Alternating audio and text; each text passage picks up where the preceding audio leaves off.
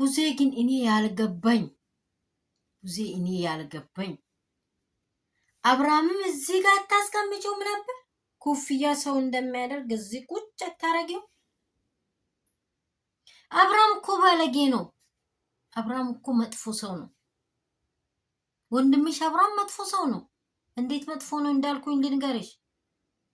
ወንድምሽ አብርሃም ሴት ልጅ እርጉዝ እያለች ሌላ ሴት አምጥቶ በጭንቅላቷ ላይ አስተኝቶ ሌላ ሴራ ሲሰራ ዝም ማለት ላይ ስተተኛ ነው።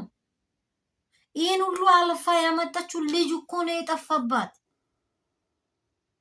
እንዴ አንቺ ስልክሽን ለምን ዘጋሽ?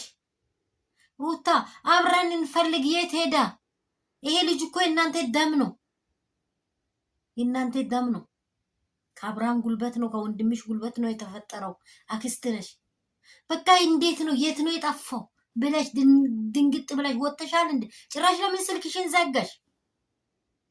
ለሩታ እውነት የለም ልትይ ሽንጥሽን ገትረሽ እሷ አንቺን ከመጀመሪያ እስከ መጨረሻ ሩታን አትፈልጊው። በቃ እንትን ዙሪያ ጠምጥሙን ሩታ እውነተኛ ናት። ለምን ልጅ ነው የጠፋት? ማንም ይውሰድ ምንም ይሁን በቃ ልጅ የጠፋ ተጠርጣሪ ከሆነ እኮ እናትም አባትም ይታሰራል።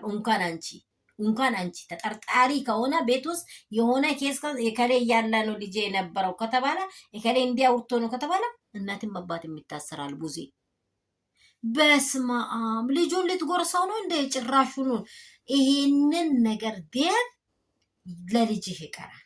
እቺ ምላስ እኮ ትሄዳለች። እቺ ምላስ ቀጥ ብላ ቻው ትላለች። አንድ ቀን ፈጣሪ ሲጠራት ማለት ነው። በእግዚአብሔር መንፈስ ስትጠራ ትሄዳለች። ግን ልጅ ነው የጠፋት። በቃ ማንም ወሰደው ማንም አላቀውም። ጀርባ ላይ የተሰራ አንቺም ልትሮር ወስደሽ ልትሰጪም ለገነት የሆነ ነገር አድርገሽም ሊሆን ይችላል። አብርሃምም ሊሆን ይችላል። ግን ለልጁ አልደነገጠም። ለልጁ ምንም ነገር አልተሰማው። የልጅ እናት ስፍስፍ ብላ አልቅሳለች። ዛሬ ሩታ የሆነ ነገር ላይ እንትን ዝቅ ያለች ይመስላል። አንድ ቀን ግን በልጅሽ ደርሶ ታመሰግኛለሽ። ይህ የዘራሹን መብላትሽ መቼም አይቀርም። ያ ታጭጃለሽ፣ ቡዜ ታጭጃለሽ። የምላስሽን ነው የምታጭጂው። ከልቡ ያስቀረው ይቀርለታል።